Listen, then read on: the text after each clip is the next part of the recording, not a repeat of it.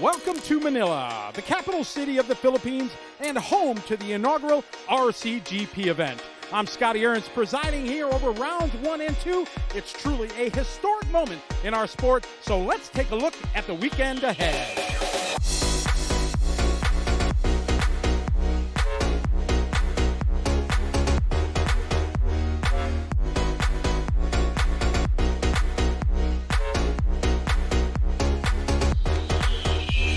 Good morning.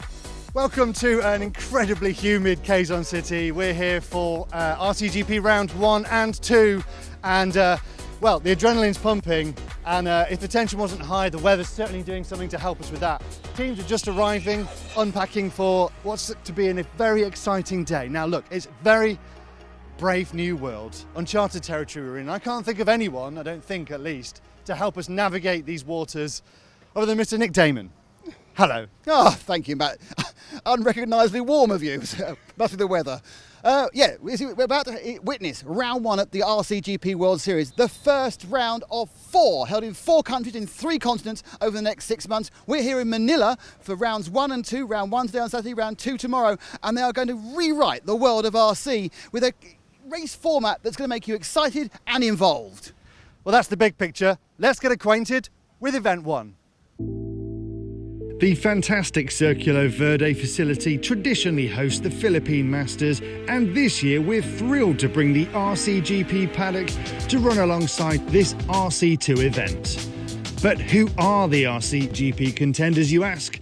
Let's go to Scotty and meet our drivers. In car number 7, driving for HB Racing, David Ronafal.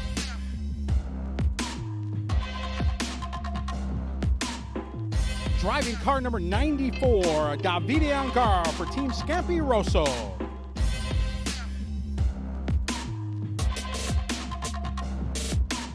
Driving car number 23, Juan Carlos Canas in the S-Works.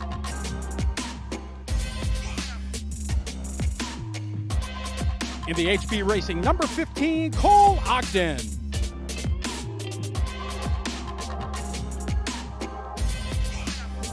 The number 100, Joseph Quagrain for JQ Racing.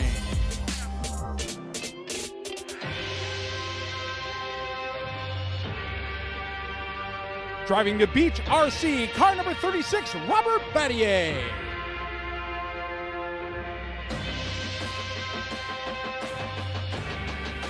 Car number 93, Aaron Stringer, driving for Beach RC.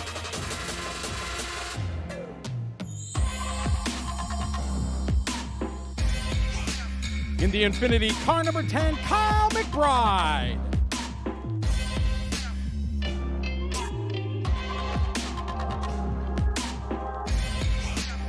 Driving car number 8 for Beach RC at Sushihara.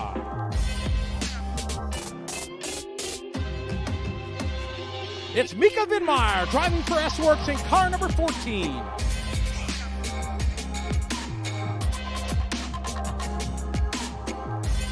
In the Infinity number 12, Lee Martin.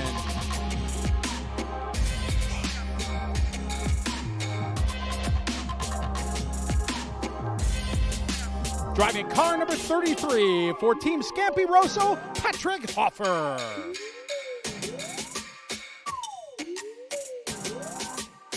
Driving the JQ Racing, car number 18, Max Moore. Well, Manila has experienced some heavy rainfall in the last 24 hours, but the fantastic track crew know how to deal with it. And while we're on that, let's meet the track.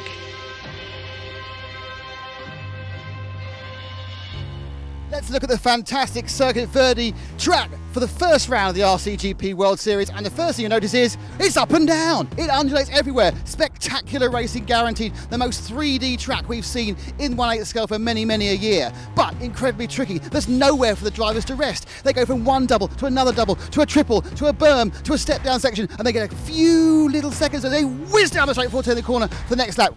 These drivers are doing up to 120 laps in a row at this event, and they have to have total concentration to win because it is an incredibly tricky track. that's actually coated in molasses. Yes, sugar. This black stuff is sticking the track down. It's sticky sugar. But of course, you know, that means it's changing, constantly changing grip. What will happen? We don't know, but follow us here for the most fantastic event ever at the Circuit Verde track in the Philippines. Time to get the rundown on yesterday's seeding practice. So let's welcome the top 3 qualifying drivers in seeding practice of the first round of the RCGP World Series here at the Circuit Verde in Manila in the Philippines. The top seed is going to be Davide Ongaro, second Dave Ronefeld, and third is Cole Ogden. Davide, another race, another top qualifier. How do you do it? I think now the track is getting really good. We changed something on the car, and I think it works good. And it's not easy because we are all close one-to-ones, and also the other drivers are so fast. So we will see tomorrow. He tried new tires in the second round. I saw that's when I made my fast 3 laps, and in the last one I wanted to make a tire change. Tried to go up a little bit in the compound. I felt like I had more grip, but it was a bit too edgy to drive, so a couple more mistakes in that run. But yeah, I know what worked in the round 2, so I'll just go back for that tomorrow. Cole, I think we expected to see these two guys here. You're a little bit of a pleasant surprise. Is this just because you've been hanging out with David too long? I don't know. It might be, but my car's working very good. Tires are creating a lot of traction, so I have a lot of grip out there. And, it's just overall the car's really good, the engine's working good, and I'm happy.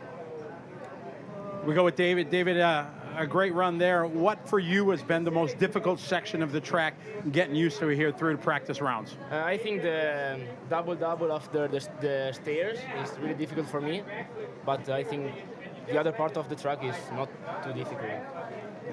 David Ronfolk?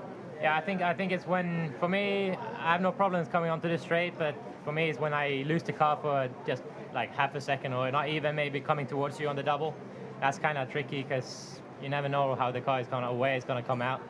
But, other than that, yeah, the layout is a lot of jumps out there, so it's not easy for sure, especially with all the cars on the track as well. So, but yeah, that jump is for sure the toughest for me, I think. You really have to be precise on the line coming onto there. Cole Ogden, you've traveled to international races before, but sitting here at this table here after seeding, this is the world stage right now. It's got to be a pretty good feeling to be sitting with these 2 world champions. Yeah, man, it's a pleasure, that's for sure, to share the same stage with 2 world champs. It's awesome. Davide, this has been quite standard. You've turned up, you've done some practice, you've done some timed practice to set yourself into a qualifier, but everything changes now. Because RCGP, everything you do now is going to be a race. How does that affect the way you're thinking about the rest of the weekend? I think for tomorrow is need to be consistent on the track and find the right line and just drive well. So that's the main key, maybe.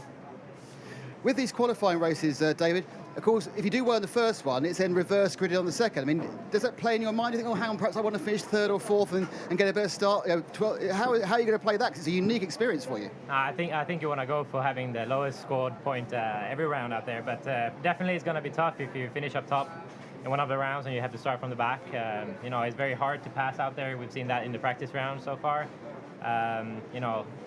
It's basically one line over the jumps and everything, but you need to push those guys to a mistake, and you try not to make a mistake yourself.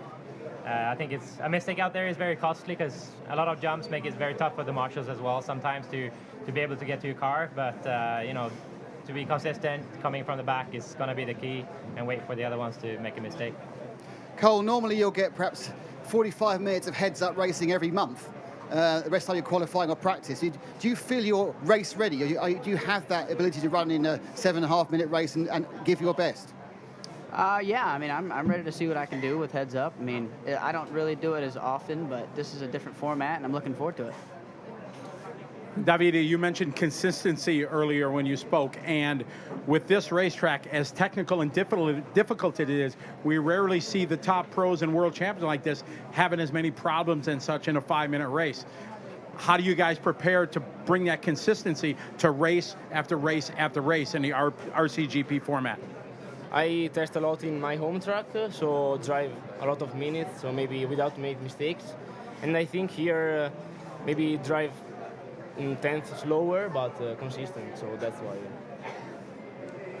David Ronnefolk, as we stay with consistency, the mindset of the racing, pit strategy and things like that, in all these heads-up races, do you go into the game here changing a little bit of how you think to come in earlier and things like that to try to get in different positions, or what's the mindset going in for pit stops? I think I'm not really sure a lot of people are going to make a pit stop in the heads-up races. I mean, 7:30, 8 minutes, I think it should be possible to do on this track.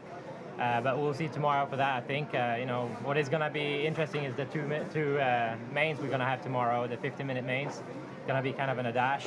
I guess you have a little bit of a wider pit window that you can either come in a little earlier or stay out a little longer, depending on your fuel mileage. But yeah, it's definitely going to be interesting. But for the heads-up racing, I'm expecting nobody to come in for pit. Guys, thank you very much. Wish you all the best of luck for tomorrow and Sunday. Thank you. Well, the end of incredibly hot day. Mr. Scotty Ernst, you're used to this, right?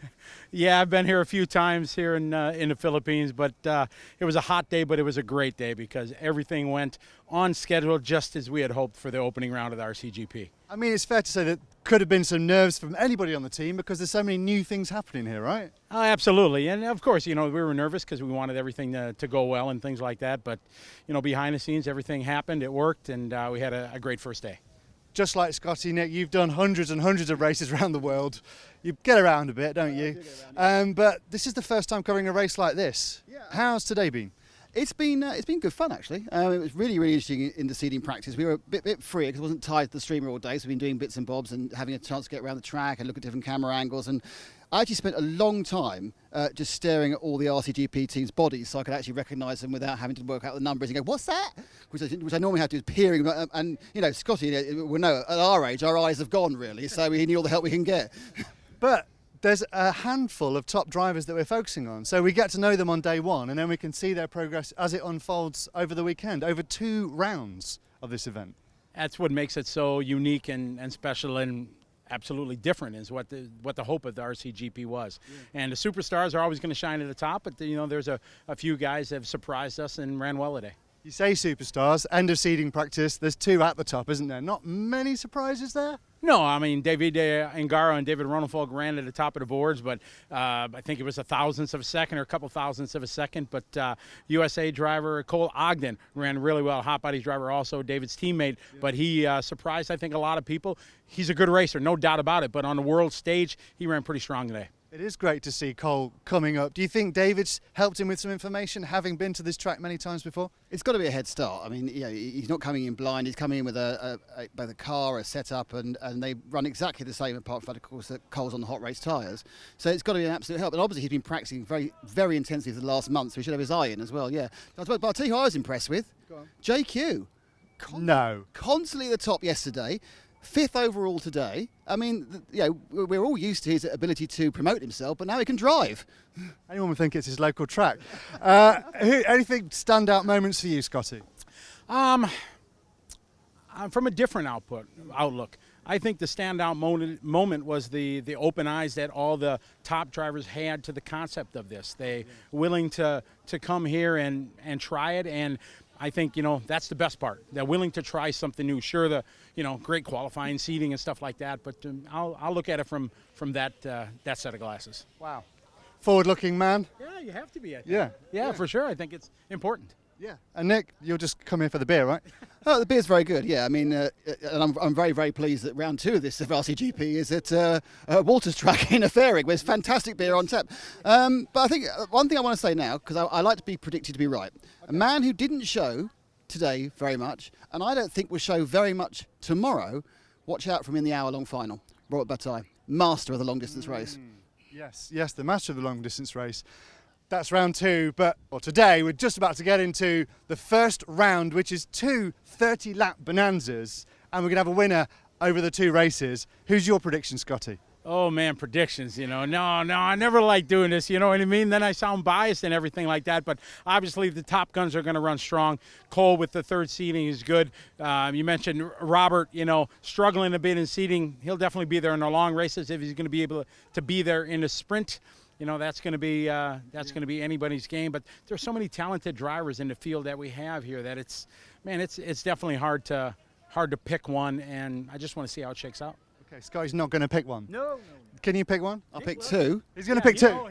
The winner will be called David, or David with an E. That's cheating. That's not fair. But I'll tell you what I will say, and I think they are so tightly mixed on these two 50-minute, 30-lap races. But I think it's going to come down to things like the pit work, teamwork even so, and just that little bit of luck, because I don't think there's an actual ability for either of them to go away from the other one. So it's going to come to those tiny little things. But yeah, a David will win. Okay, there you go. Pre-race show done. We're about to go racing for the first time ever with RCGP. We'll be hearing from Scott, we'll be hearing from Nick. It's going to be a fantastic couple of days of racing. So stay tuned to RCGP.